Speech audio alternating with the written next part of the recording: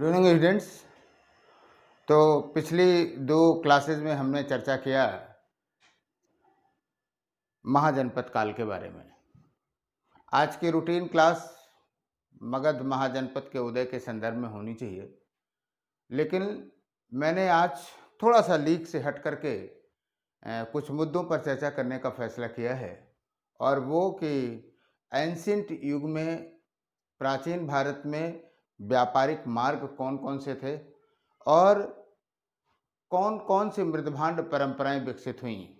क्योंकि छठी शताब्दी ईसा पूर्व तक आते आते व्यापारिक मार्गों का काफ़ी विकास हो चुका था, और निश्चित रूप से आप ये मान के चलिए कि ये जो ट्रेड रूट का डेवलपमेंट हुआ है वो कहीं न कहीं नगरों के उदय का भी एक महत्वपूर्ण फैक्टर रहा है ना। जो आपको द्वितीय नगरीकरण दिख रहा है, या इवन प्रथम नगरीकरण पे भी अगर आप विचार करेंगे तो आप देखेंगे कि नगरों के विकास का एक आर्थिक आधार, इकोनॉमिक बेस जरूर रहा है ना।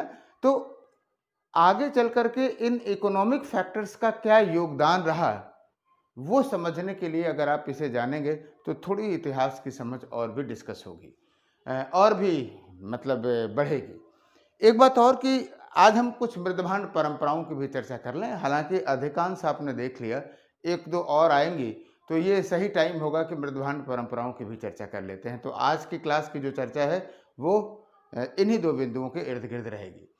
तो आइए सबसे पहले हम बात करें व्यापारिक मार्ग की, ट्रेड रूट्स की।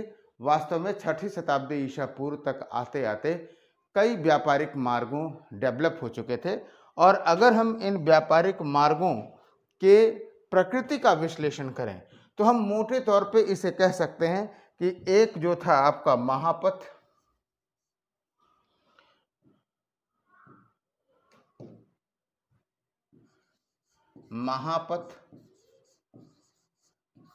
दूसरा वणिक पथ, और राष्ट्रीय राजपथ। जैसे आज के हिसाब से देखें तो राष्ट्रीय राजमार्ग कह सकते हैं, राजपथ। क्लियर है? महापथ से नाम ही से लग रहा है कि काफी विस्तृत था ये। वणिक राष्ट्रीय राजपथ आप ये कह सकते हैं कि कई बार महापथ का हिस्सा भी होता था, और अगर देखें तो निश्चित रूप से जो सर्वाधिक व्यापार था या सर्वाधिक महत्वपूर्ण जो पक्ष था वो यही था, सर्वाधिक महत्वपूर्ण पक्ष यही था, राइट। महापथ निश्चित रूप से काफी विस्तृत था, सबसे बड़ी अवधारणाएं थी। और वणिक पथ जो था वो क्या थे, छोटे छोटे व्यापारिक मार्ग थे, छोटे छोटे विशिष्ट व्यापारिक मार्ग थे। ये वर्गीकरण अमूमन आपको किताबों में नहीं मिलेगा, लेकिन मोटे तौर पर आप जानते रहिए कि ये वर्गीकरण शोध ग्रंथों में या फिर जो रिसर्च पेपर्स है वहाँ आपको मिलेगा। लेकिन आप हमारे साथ हैं तो केवल अपडेटेड रहिए, जानिए और समझिए। इन तीनों का कॉन्सेप्ट समझिए।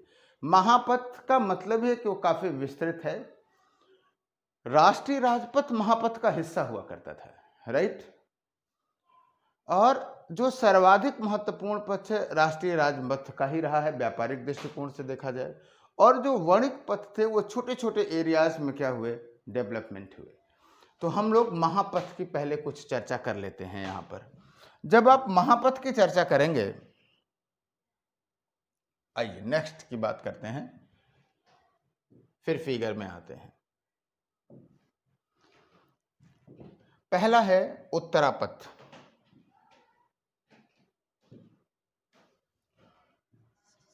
उत्तरापथ और दक्षिणापथ। देखिए, जब आप देखेंगे थोड़ा सा आपको यहाँ पे फ्लेक्सिबल होना पड़ेगा। फ्लेक्सिबल इसलिए होना पड़ेगा क्योंकि किताबों में अलग अलग सूचनाएं हैं। सामान्यतः उत्तरापथ को हम लोग मानते हैं कि बंगाल में ताम्रलिप्ति, ताम्लुक जिसे कहा गया, ताम्रलिप्ति बंदरगाह से लेकर के आप बिहार, उत्तर प्रदेश का जो कन्नौज एरिया है, फिर हरियाणा है,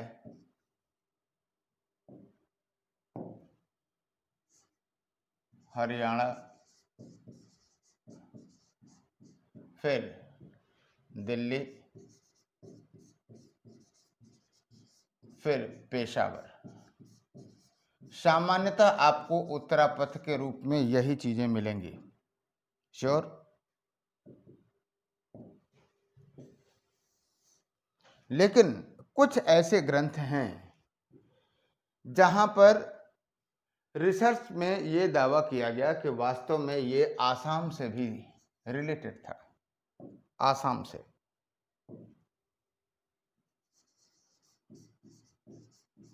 यानी पूर्वोत्तर भी इससे लिंक था।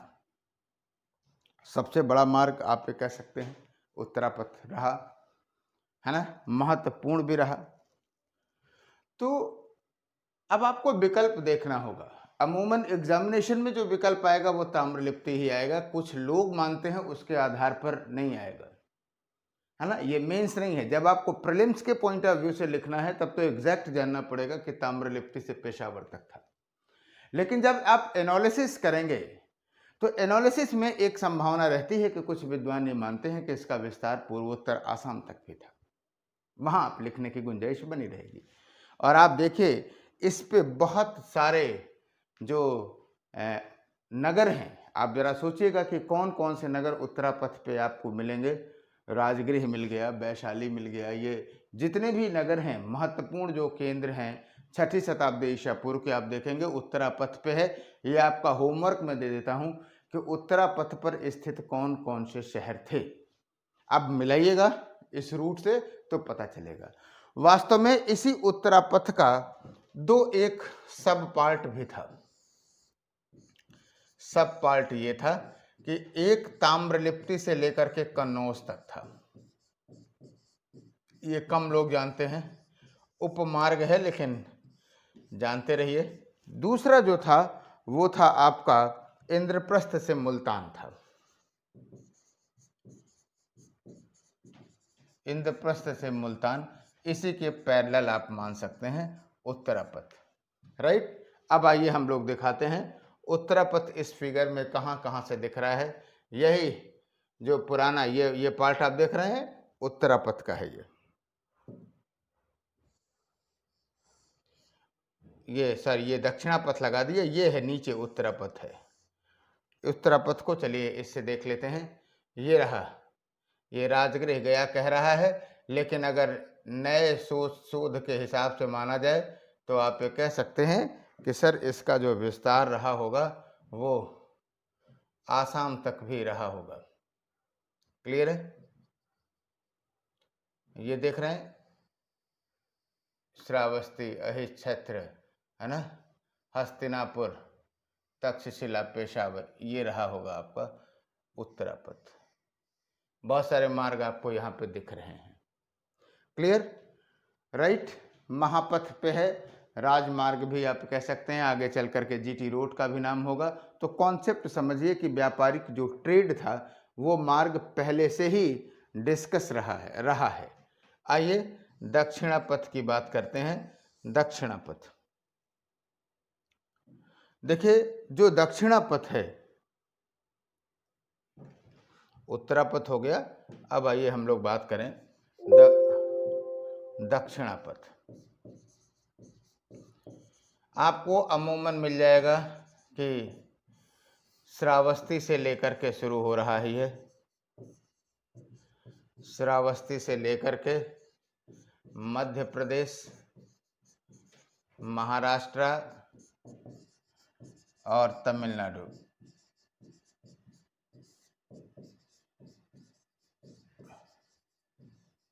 महाराष्ट्र, तमिलनाडु, श्रावस्ती, मध्य प्रदेश, महाराष्ट्र, तमिलनाडु, ये दक्षिणापथ का है। लेकिन वास्तव में जो रिसर्च पेपर्स कहते हैं वो क्या है कि राजगृह से लेकर के श्रावस्ती था और फिर श्रावस्ती से मध्य प्रदेश, महाराष्ट्र, तमिलनाडु, ये दक्षिणापथ रहा। और निश्चित रूप से यह जो पथ था वो बहुमूल्य धातुओं वाला था, खनिजों वाला था। इसलिए आर्थिक दृष्टिकोण से देखा जाए बहुमूल्य था आर्थिक दृष्टिकोण से।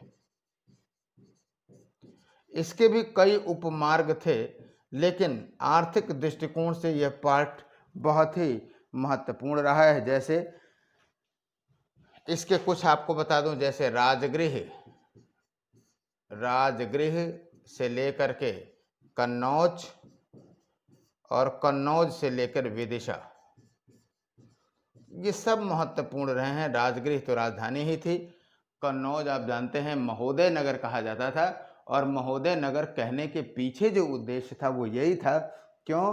क्योंकि ये इकोनॉमिक दृष्टिकोण से एक महत्वपूर्ण मार्ग पर रहता था। और एक दूसरा जो था, आप अगर आप देखेंगे तो वो था कि जो आप देखें कि विदिशा से लेकर के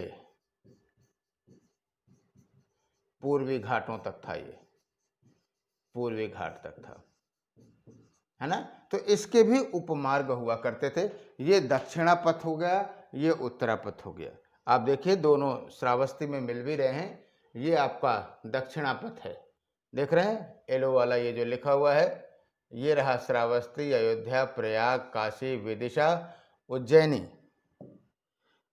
दक्षिणा पथ के मार्गों को आप देख रहे हैं, बहुत अच्छे से देखते रहिए शांति से, है ना। इसको जल्दी कोई पढ़ता नहीं है, लेकिन पढ़ लीजिए तो दिमाग में आएगा। उज्जैनी, महास्मृति, ये प्रतिष्ठान, पैठन तक था।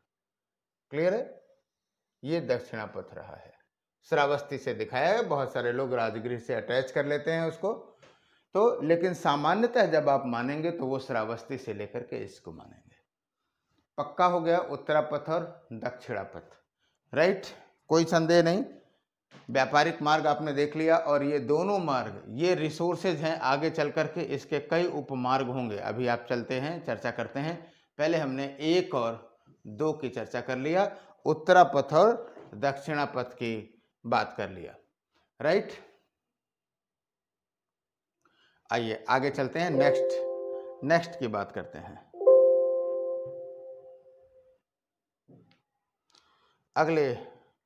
अगली बात करते हैं, उत्तरा पथ हो गया, दक्षिणा पथ हो गया।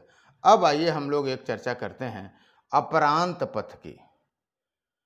चलिए पहले बना ही दें तो फिर अपरांत पथ की बात करते हैं। अपरांत पथ इसमें नहीं बना हुआ, ये मैप नेट से डाउनलोडेड है। अपने बनाइए तो जैसे चाहिए वैसे बना लीजिए, है ना। लेकिन हमने कहा कि एक मैप आपके सामने दिखेगा तो थोड़ा सा आपको भी कॉन्फिडेंस बढ़ेगा। अपरांत पथ की अगर हम बात करें तो ये हो गया आपका, जस्ट ए मिनट, ये अपरांत पथ को देखो, चलो कलर बदलता हूं, ये रहा, देख रहे हो,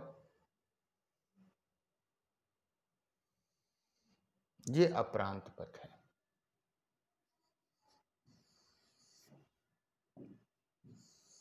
यानी उत्तरी पश्चिमी क्षेत्र से लेकर के अपरांत मतलब कोंकण तट को भी कहा जाता था, राइट। तो ये जो पथ है वो अपरांत पथ का है। सौराष्ट्र गुजरात क्षेत्र का ये भी कम महत्वपूर्ण नहीं है, लेकिन उत्तरा पथ और दक्षिणा पथ की तुलना में अगर आप देखेंगे तो ये थोड़ा सा आपको कम मिलेगा। ये 3 महापथ या 3 मार्ग रहे हैं, राइट। राष्ट्रीय भी और महापथ दोनों हमने बताया कि महापथ थोड़ा सा विस्तार था, कोई पर्टिकुलर सेक्शन उसका राष्ट्रीय पथ के रूप में जाना जाता था। तो यानी आप ऐसे भी कह सकते हैं कि सर महापथ मानिए तो आसाम से लेकर के जोड़ दीजिए इसको, है ना। लेकिन जब आप राष्ट्रीय पथ अगर आप मानेंगे तो आपको कहाँ से मानना होगा? वहीं से राजगृह से ही मानना हो, ताम्रलिप्ति से ही मानना होगा, श्योर। तो ये मार्ग आप देख रहे हैं। इसके अलावा फिलहाल यहाँ हमने आपको दिखा दिया।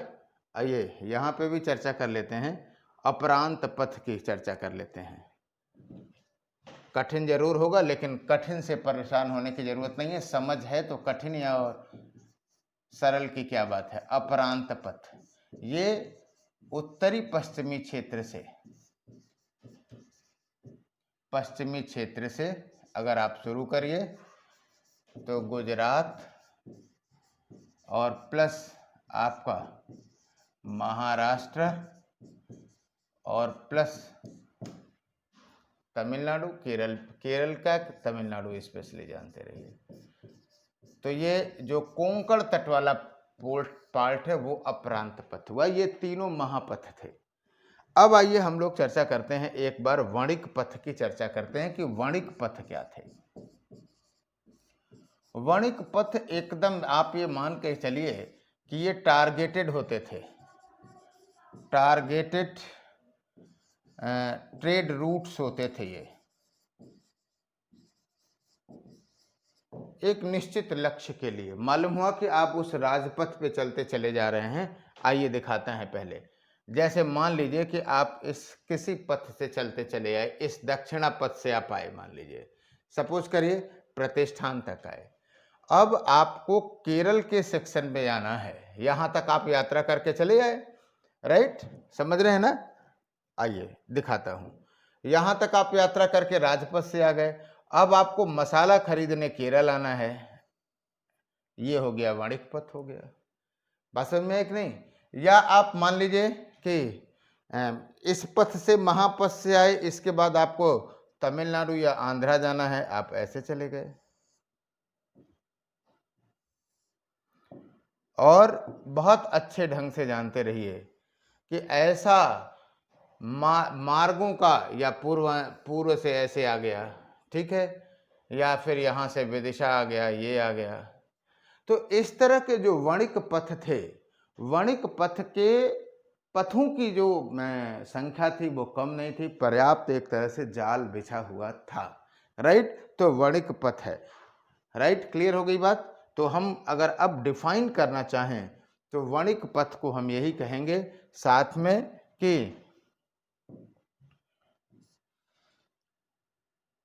संसाधन विशिष्ट क्षेत्रों में, संसाधन विशिष्ट क्षेत्रों में, स्पेसिफिक रीजन में,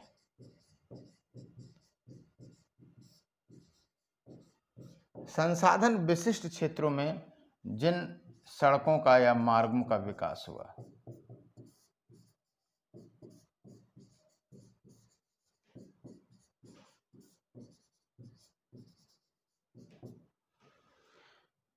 राइट, इतने से कंफर्म हो जाएगा। चाहे मसाला हो, चाहे सूती वस्त्र का हो, कपास हो, चाहे कुछ भी हो, उन क्षेत्रों में वणिक पथ हुआ। कुछ लोगों ने एक और भी डिवीजन किया, उस डिवीजन को भी हम आपको बता दें यहाँ पे, जैसे स्थल पथ, स्थल पथ, राइट। स्थल पथ के साथ साथ शंकुपथ, शंकुपथ, चक्रपथ, रथपथ, अधिकांश नाम से क्लियर है। स्थल पथ जाहिर सी बात है स्थल मार्गों की चर्चा कर रहा है। शंकुपथ है, पर्वतीय मार्ग हैं ये।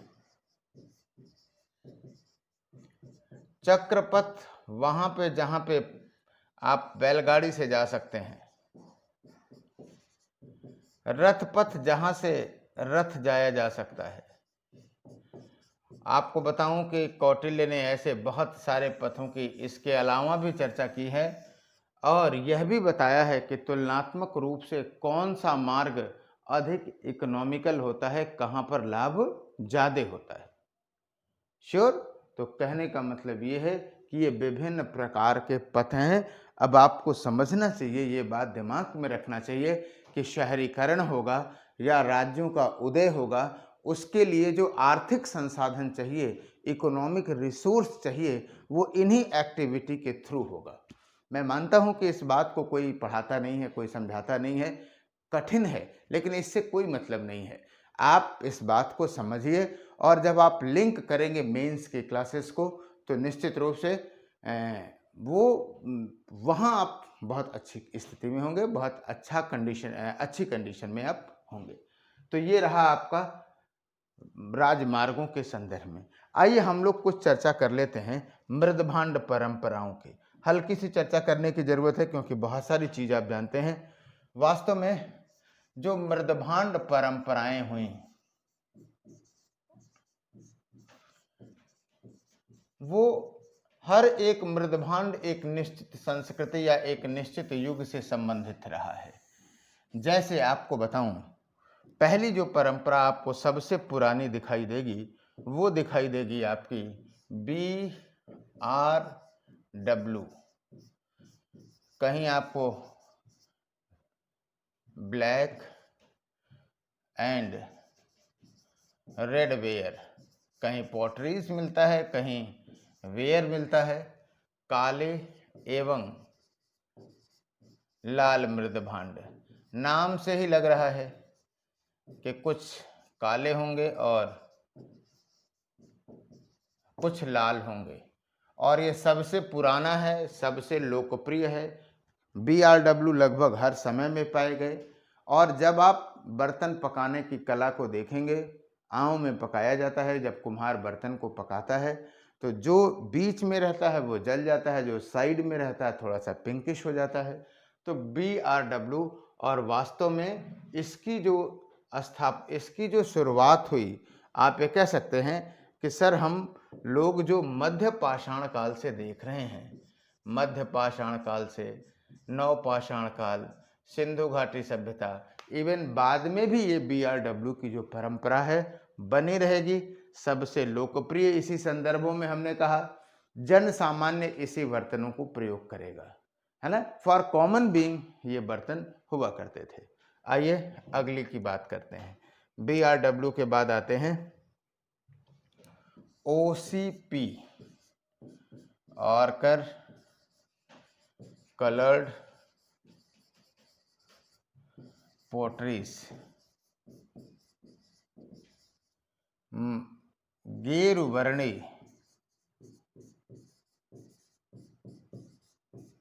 मृदभांड,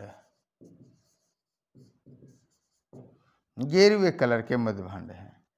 देखिए ये थोड़े से तकनीकी रूप से अच्छे हैं, बेहतर हैं, और इसकी जो शुरुआत है वास्तव में इसका जो पूरा नामकरण ही हुआ है वो हस्तिनापुर से हुआ है। हस्तिनापुर, अयोध्या, नूह, हर जगह मिला है। हस्तिनापुर से है, लगभग 1500 ईसा पूर्व का है, और इसीलिए हम लोग इसे ऋग वैदिक युग से जोड़ते हैं। अब देखो कैसे समझते हैं हम लोग। BRW से OCP में जब हम आएंगे तो थोड़ा सा तकनीकी सुधार हो जाएगा। आप देखो जाते हो बर्तन पे एक ही स्टील रहती है, एक स्टील का रेट दूसरा रहता है, दूसरे स्टील का दूसरा रेट रहता है। वही कप आपको कहो 100 रुपये में 6 मिल जाए, वही कहो 1000 रुपये में भी 6 मिले। क्यों? क्योंकि क्वालिटी का डिफरेंस हो जाता है। तो समय के साथ आप देखेंगे तकनीक में और क्वालिटी में परिवर्तन होगा। BRW से OCP तक आते आते आप देखोगे तो निश्चित रूप से यह जो मृदभांड है वो क्या होगा, तकनीकी रूप से समृद्ध होगा। आगे चलते हैं। अब कोई ये कहे कि सर क्या ऋग्वैदिक युग में BRW नहीं थे? एकदम थे। आप ही के घर में आप देख लीजिए कि क्या क्रॉकरी आती है तो स्टील के बर्तन हटा दिए जाते हैं? रहते हैं ना, पुराने बर्तन भी रहते हैं। अगर गांव में चले जाइए तो आपको फूल के भी बर्तन मिल जाएंगे, आप देखेंगे तो आपको कांसे के भी बर्तन मिलेंगे, तांबे के भी मिलेंगे, और छोटे बच्चों के लिए चांदी के भी बर्तन मिल जाएंगे। तो कहने का मतलब ये है कि परंपराएं नई आ जाएंगी तो पुरानी खत्म नहीं हो जाएंगी, दे विल बी कॉन्टिन्यूस। और इसीलिए हमने कहा कि the history should be studied with reference to the changes and continuities, है ना। निरंतरता और परिवर्तन के संदर्भों में है। जो चीज़ें निरंतर हैं वो इसका मतलब है कि अपनी रेलिवेंसी बनाए हुई है, और जब परिवर्तन होता है वो अपेक्षाओं के अनुरूप होता है, शौक के अनुरूप होता है। तो कोई भी नई चीज़ आएगी तो जाहिर सी बात है आप लोगों का जो क्या कहते हैं रुझान होगा नई चीज़ों पर होगा ही, और वही रुझान जो है वो स्पेसिफिक पहचान बन जाती है। तो OCP की ऋग्वैदिक युग का ये जो है क्या कहेंगे, स्पेसिफिक पहचान है। आइए नेक्स्ट की बात करते हैं। PGW,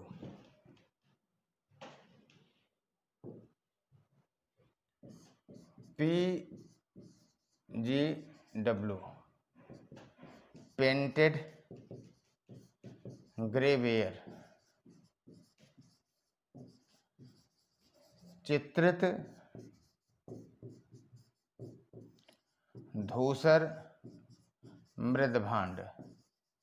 ये भी आप लोग पढ़ चुके हैं।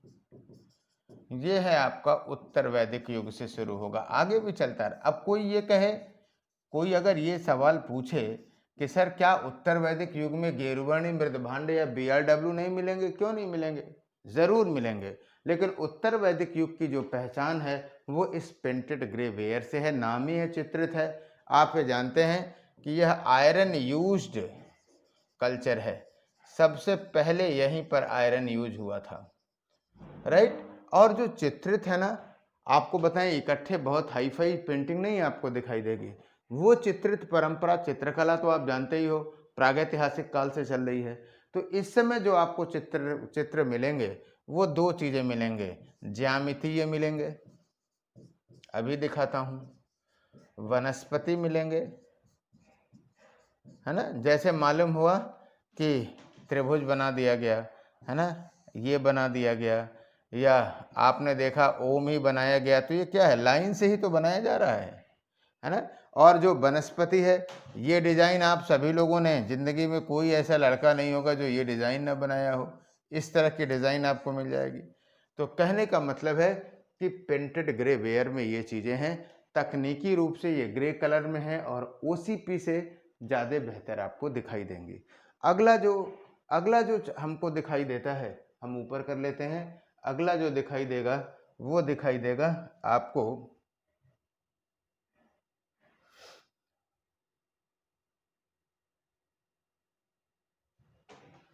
NBPW,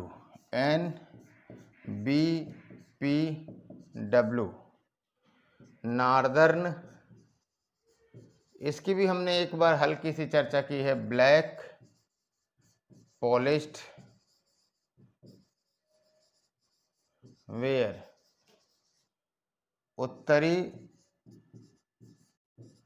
काले चमकदार मृदभांड।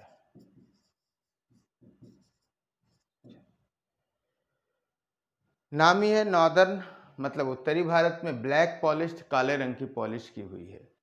और ये पॉलिश इतनी चमकदार है कि आप अगर देखें तो आपको अपना चेहरा दिखाई दे सकता है, राइट। और ये स्पेशली मौर्यन युग के हैं,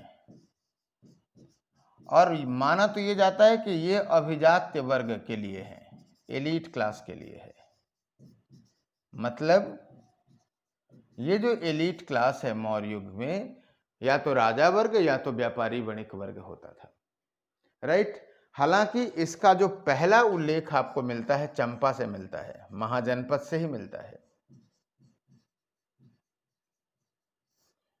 तो वैसे भी आप जानते हैं कि महाजनपद काल में चंपा एक महानगरी थी, आर्थिक केंद्र था, तो हो सकता है कि चंपा से ही शुरुआत हो।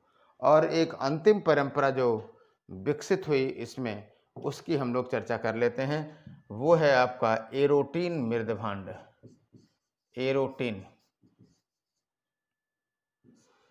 एरोटिन वेयर EW,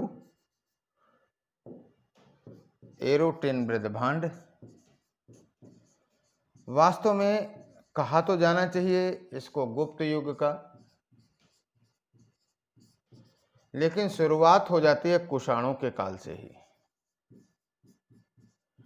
स्पेशल पहचान बने गुप्त युग में, और ये भी एलीट क्लास था। क्यों? क्योंकि इसको रोम से आयात किया जाता था, खास करके सुरापान की जो बर्तने हैं, है ना, अभिजात्य वर्ग के लिए रहता था। तो ये विभिन्न प्रकार के मृदभांड परंपराएं रहीं। प्रायः मृदभांड परंपरा का नाम लेते ही लड़कों को बुखार आने लगता है कि सर ये क्या है, लेकिन निश्चित रूप से ये विभिन्न कालों की जो मृदभांड हैं वो अपनी विशिष्ट पहचान बनाए हुए हैं, लिए हुए हैं। कभी भी आपसे हो सकता है कि डायरेक्टली मेंस में सवाल पूछ लिया जाए ऑप्शनल लेवल पे, राइट। और बात यहाँ ऑप्शनल लेवल की हुई तो एक बार फिर बता दूं कि बहुत जल्दी ही हम ऑप्शनल की क्लास लेने जा रहे हैं, शुरुआत करने जा रहे हैं, और वो पेड बैच में होगा। और उसकी सूचना मैं आज तक जो है आज या कल में देता हूँ, राइट। तो जो भी लोग इच्छुक हैं वो एकदम निश्चिंत होकर के आएँ, और अगर उनका संकल्प है तो निश्चित रूप से आपको बेहतर से बेहतर आपको रिजल्ट मिलेगा, अच्छे अंक आप प्राप्त करेंगे, राइट। लेकिन एक बात और कहूँगा, ये सोच के ना आइएगा कि सत्यम सर पढ़ा रहे हैं तो वैसे ही इंजेक्ट हो जाएगा। ठीक है, हम अपना प्रयास करेंगे, इसमें कोई दो राय नहीं है, लेकिन मेहनत आपको करनी है, शॉर्टकट कुछ नहीं है। इतना परिश्रम करा देंगे, इतना मेहनत करा देंगे, इतनी प्रैक्टिस करा देंगे कि आप लोगों को लगेगा कि हाँ, ये ऑप्शनल लेना मेरे लिए आसान रहा, राइट। तो फिलहाल आज की चर्चा को यहीं विराम देते हैं। बहुत बहुत धन्यवाद इस सीरीज से जुड़ने के लिए। और ये जो मेरा मूवमेंट है कि जो इतिहास में समझ बढ़ाने का, वो आप लोगों के समर्थन से ही कामयाब होगा, और इसे अधिक से अधिक लोगों के साथ जोड़ें, राइट। तो बहुत बहुत धन्यवाद, थैंक यू।